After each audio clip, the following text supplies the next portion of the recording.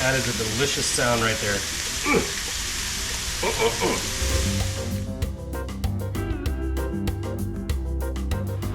All right, Tim Parnell here, bringing you another house recipe. This is one that I've kind of brainstormed and created to, I don't know, satisfy a curiosity, which was, could I make a dish that tasted like home? And by home, I mean I'm from Midland, Texas. Grew up in West Texas and moved out there from the north when I was an infant, weeks old. And so the oil boom in the 80s brought my family out there, and I ended up growing up there. Graduated in 2000 from Midland High School, and then ended up, well, I graduated on Saturday, I left Sunday morning. I was ready for a change. But one of the familiar flavors that is kind of like the go-to when we go back home, we want to eat jamborito. And in town, if you've never been to Midland, Texas, or if you have been and you've never tried jamborito, you gotta get out there and try that. We always get, I mean, even when we go out there now, we'll bring back 4 or 5 jamborito stew meat avocado cheese burritos. And there's something about them, they're so stinking good. And so, honoring that recipe, and I mean, this is just made up. Like, I don't know what they do to make theirs so stinking good, but this is as close as I've been able to get. It's a house favorite. My kids love it. My wife loves it, and you know, I can bring it into friends and family on different occasions. And it's simple ingredients. It just takes a little time, and the end result is awesome. And so that's what we're making is basically stew meat. I'm using brisket. Okay, you can use different cuts of meat if you like. You know, chuck roast, things like that, but I've chosen brisket. It just seems to be, well, readily available and easy to use and fairly cheap. So that's what we're gonna be using. So the first thing we wanna do, just to give you a heads up, I've got my oven fired up right here. I've got it set to I've got it set to 450, okay? The things you're gonna need is a Dutch oven, okay? I don't use a cast iron Dutch oven just because there's a lot of liquid in this dish. I don't want my cast iron rusting out on this particular dish. So this one is a flameware. This is given to me by my mother. I have no idea where she got it. If I find out, I'll put it in the notes. But you can see that the artist that made this dated it August of 1989. So I love using this cookware right here. For whatever reason, it just does such a better job of creating that tenderness in my meat, in my roasts. So I always go to this. Now, this is gonna be a bulk dish. I generally cook in bulk when I can because it just makes life easier. I'm a real estate agent, so a lot of times I gotta be able to leave something in the freezer that I can just pull out quickly, have somebody warm up, my wife, myself, and just, you know, make a quick dish out of it. So that's why we got more meat here than would, you know, be necessary for just a dinner. I'll show you a couple ways when this is made, how we can actually serve it up. And we've got some options here, but let's go ahead and get started on making this delicious stew meat dish. All right, so what we're gonna do, we're gonna go ahead and get started on slicing the brisket. What I like to do is do it in a little over an inch thick slices, maybe 1.5 inches. We're slicing across the grain, okay? So when I say across the grain, if you see it going this way, you're basically slicing this way instead of with the grain, so that later when we're cooking it down, it'll just become even more tender. So that's what we're doing here, slicing across the grain. We're gonna trim off some excess fat, and we want some fat in there. That fat is flavor. We don't wanna get rid of all of it, but we're gonna go ahead and trim some of that off so we don't have too much in there. Before we get started, I like to use the appropriate knife for the occasion. This is the one you'll see at a lot of the barbecue joints. This is one of my favorite ones, but often used to slice brisket, sausages, things like that in quick and fast and large quantity. When you're using a honing rod, you're just doing a few swipes on either side.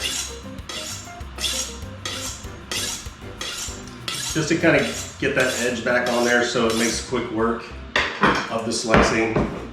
I like to run the edge over the board just to kind of get it, because after you do this a while, it actually will turn your knife edge magnetic, and some of those filings will stay on there, so you want to get those off. So you run them down your cutting board, it takes that off. So we're slicing our brisket across the grain.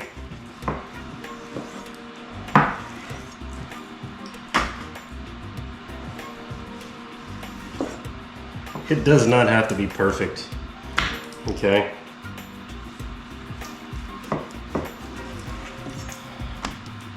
Actually, I'm gonna put it there. And one more here. And like I said, we are gonna trim off some of that excess fat. Leave some of that for flavor, but we just don't need all of it. We're gonna go ahead and add the salt and pepper to the brisket now that we've got it sliced down to 1.5 slices. Just to make quick work of it, I'm just using pink Himalayan sea salt. It's already fine ground, and so I'm just gonna kind of sprinkle that on here. It is gonna be heavily salted, but that flavor from that salt is gonna become part of the brine and the broth later on, and it's gonna be really good. Just kind of a light dusting of pepper. So what we're gonna do, we're gonna get outside to the Blackstone. We are in North Texas. It is fall. It is drizzly and about 40-something degrees outside. So I'm gonna go ahead and get everything set up, but it's gonna be a little drizzly and rainy. So hopefully it'll be you can hear out there, but we'll just go from here. All right. All we're gonna do is put the meat on here long enough to just sear it on both sides, okay? We wanna take that salt. If you'll see, we got some of that shiny juice that's kind of rising to the surface with that salt on there. We wanna sear that in place. That's gonna give us flavor back into our stew meat dish. So I'm gonna take a few of these and just start dropping them on there. I'm gonna do it this way, it's gonna be a lot faster.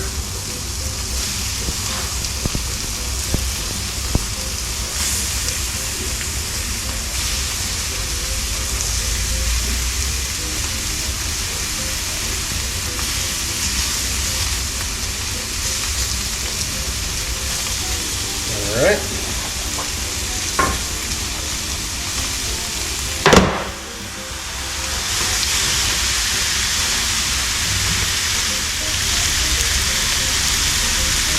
Ooh.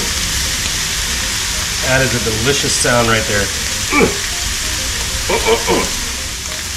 So we're only looking to do a couple minutes on each side. Like I said, we're just searing it. Okay, we want that crust, but we don't want it cooked through the middle. And then we're gonna turn around, flip them, and do that again. And we'll take it off. We're gonna take them inside, and then we're gonna cube everything up into about bite-sized pieces, okay?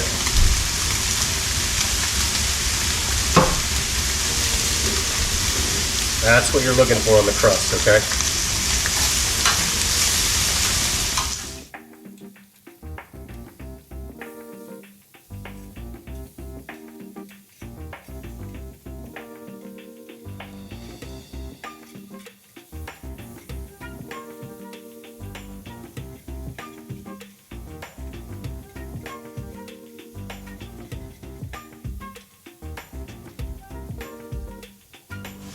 That's it, we can start lifting all these off.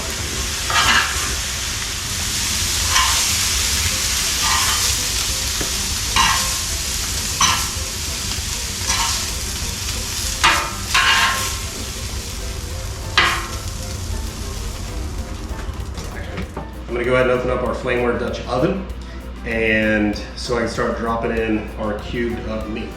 Okay, I'm gonna be cubing up the meat in just over bite-sized pieces. That I think would be comfortable for my daughter to eat. She's about 7. Whatever would be just over that, it's going to shrink down, it's going to render down when it's cooking. So don't make it too small, it won't come out as tender. So we want a good meaty, chunky size that'll cook down, okay? So on this one, just kind of give you an idea, like this, okay? What I would do on this one is just kind of cut it right across there, a little thicker than chunkier than a bite, and you can kind of pick it up with a fork and eat it later. So that's the goal here.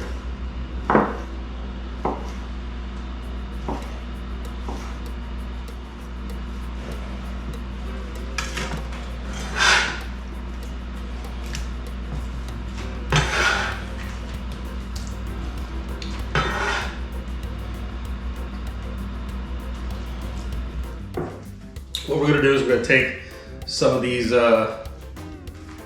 flame roasted green chilies. So these are Hatch chili peppers, okay? And now this is a medium. If you can find a mild, that would be ideal. In our area, South Lake has a Central Market, which is one of our finer grocery stores in our area.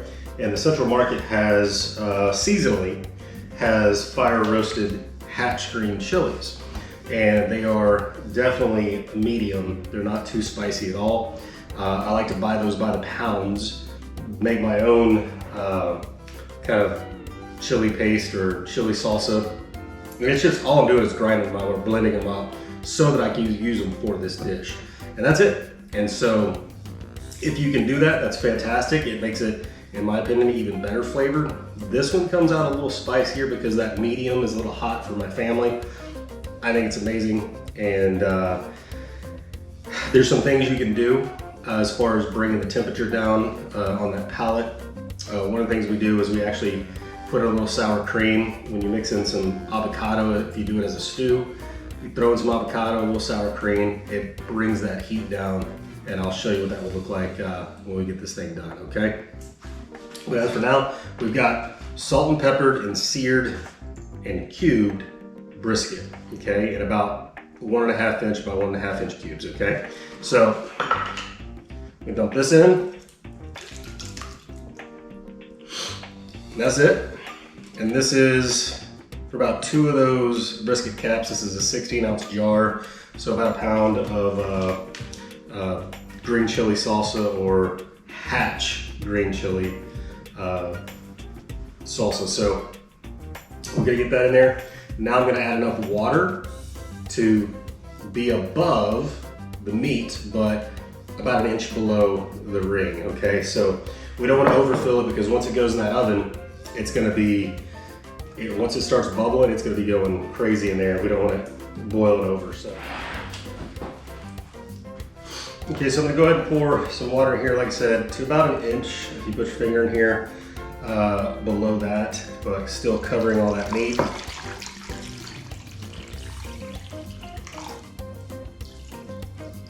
Okay.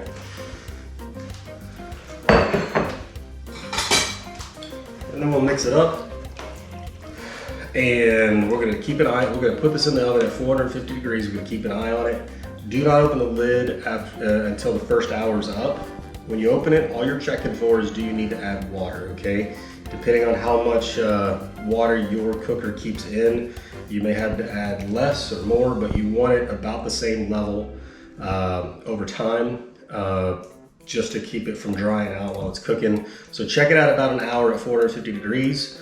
If you need to add water up to the same level. Keep it in there for another hour and then turn the oven down to 350.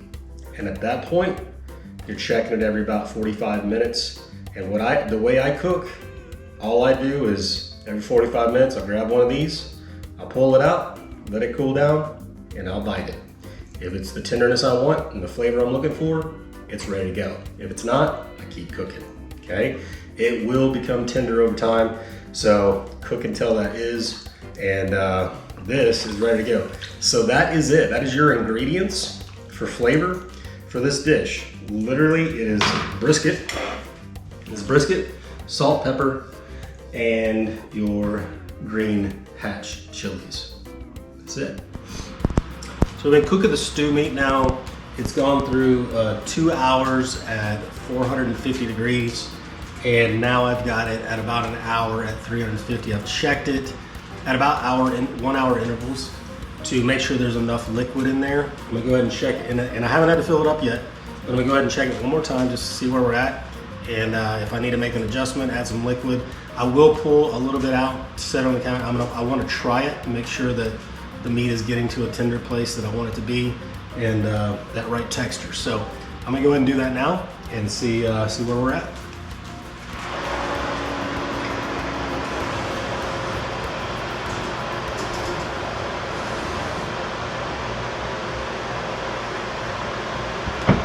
All right, so I would say we probably need to go ahead and put some liquid in there and get that topped off, because again, we want the meat covered so it's simmering in the broth, and that's just not enough yet, okay? Okay, so we're gonna go ahead and check where we're at on the stew meat right now, and I think we should be good. I added some water earlier, and it's been about an hour since I did that. So we got 30 minutes left on the timer, but I just feel like we're about there. So I'm gonna go ahead and check it, see what it's looking like, and do a little taste test, texture test.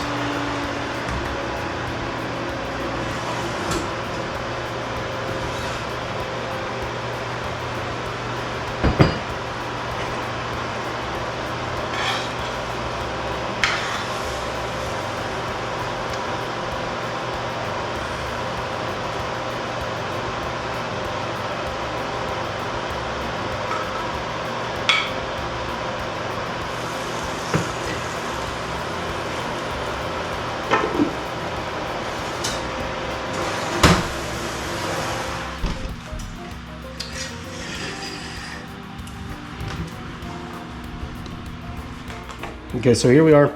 We've got our couple cubes here, and if you can see, it just kind of, at the touch of a finger, pulls apart. What we want to know is the texture right? Is it tender on the tongue, in the tooth? So I'm gonna go ahead and give it a little try. And that right there is exactly where we want it. It's tender. And it kind of hits you right there where that, you know, it has that unctuous taste, but yeah, I mean, this is what you want. I don't think it's too spicy, although if you're susceptible to spice, it may not be right for you. That's good. So I'm gonna show you two different ways I would serve this, completely different, so you can kind of stretch it out and make it work for you depending on your family and how you eat. These are two really good options to help you serve this up and truly enjoy it. All right, so here we go. All right, so the two ways that I would serve this up is, one, I would do it as a stew, and I would take some chunked avocado, some diced avocado here, and I would put that in the bowl. If you like the cheese, you put the cheese in there, and then ladle in some of the broth or the gravy that comes out of the Dutch oven, and put that in here with the meat, and you just eat that with a fork or spoon. That's one way I would do it, and the other way is I would do it on a tortilla. I would do this is my guacamole. So all I do for my guacamole, I just take a whole avocado, do some salt, garlic powder, and the avocado, and just kind of mash it with a fork, and that's it. That's all I do. I don't do any lime or anything else, but this tastes really good. It's very simple. And so just put some of the guacamole on here, and maybe some cheese, and then ladle with a slotted spoon out some of the meat and onto the tortilla. And so that's the two ways I would do it. So we'll go ahead and do that for you now so you can see it. So we have the stew meat here just as a stew. Carmen said she didn't want anything else in it, so she's gonna have hers plain with just the meat and the broth. We've also got a warm tortilla here. Now, the recommendation I have on the tortilla, these actually come out of Fort Worth. I can buy them at my local Kroger grocery store, but what you want is a fluffier, meatier tortilla is the way I can describe it. It's just, I don't know, it's a little chewier. It just holds the broth from the stew meat really well. And it's just, I don't know, it brings it all together. So Carmen said she wanted just a little bit of cheese, a little bit of guacamole on hers. So she's gonna go ahead and try the burrito that we're making, the stew meat burrito. So if you wanna go ahead and Give that a shot.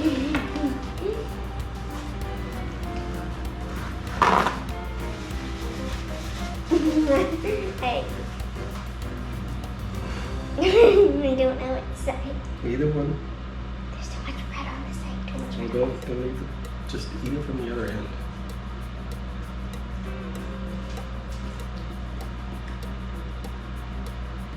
I like it. You like it? What do you like about it? You like the meat. All right. Well, that's a good thing because that's what it's all about on this one. Is it tender? What does that mean? Hmm? What does that mean? All right. So tender means when you bite into it, it's kind of soft. When you bite into it, but not too soft. It's not chewy. It's not hard, but it's just right in your mouth. Yeah. So tender. Okay. And the flavor, is it okay? How about the spice? It's a little spicy. A little spicy. I told you it'd be a little spicy. So, but it's not terrible. Not terrible. Not terrible. Okay. But tasty. Yes. Okay. You want to try? You already know what the meat tastes like, which is all this is, right? Do you want to try it with? Just kind of take some of the broth and try the broth. Oh, you want to tell them? Oh, tell them what you call that. Junk. You call it what? Junk. She calls it junky meat. If it's got fat on it, she will not eat the fat. Good for her. She takes it off, puts it aside, and she calls it junky meat. So there you go. So you want to go ahead and try the broth?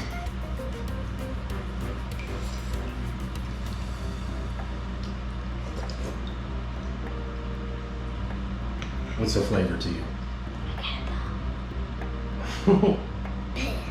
A bone?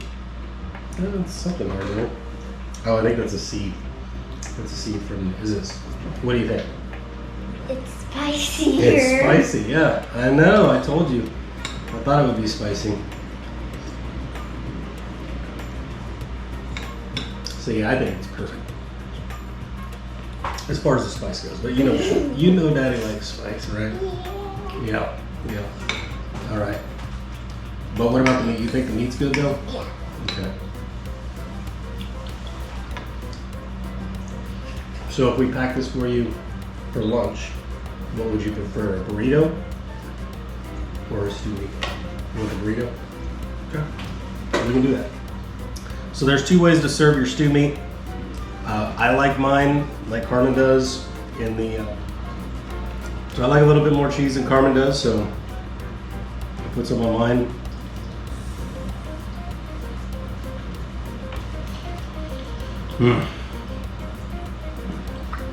This is tasty, isn't it? I like the meat. I like the meat. I mean, that is what the recipe is all about, right? Is the stew meat. So to recap what we did, we took the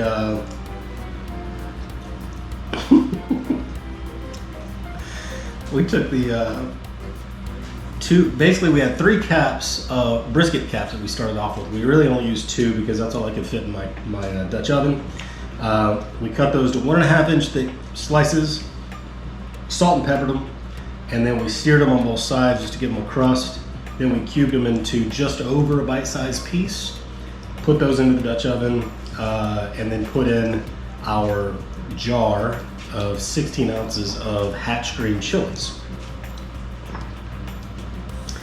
And then we put it in the oven at 450 degrees for about 2 hours. We checked it at an hour and 2 hours to make sure we had enough liquid in there. Then we turned down the temperature at 350 degrees and went ahead and finished that out for about another hour and a half to 2 hours, depending on where you're at on the texture of your meat. So that's really what the governing factor is on whether you take it out of the oven and call it done.